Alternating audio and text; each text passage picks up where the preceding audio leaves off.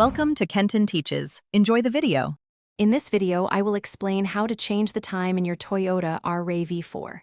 First, ensure your vehicle's infotainment system is on. Then, locate and press the menu or apps button on your display.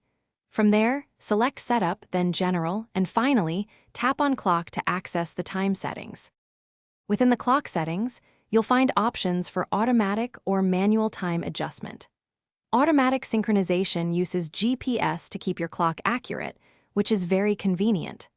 However, if you prefer to set the time yourself, perhaps to be a few minutes fast, select the manual option to adjust the hours and minutes directly. Next, ensure your time zone is correctly selected from the available list. This is crucial for displaying the accurate local time. You will also see an option to enable or disable daylight saving time.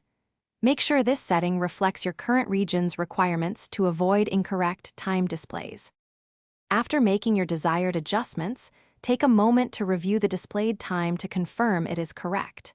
If you made manual changes, ensure they are saved before exiting the menu. Once confirmed, simply navigate back to your main screen, and your RAV4 clock will now show the updated time. Thanks for watching. Please subscribe if this video was helpful.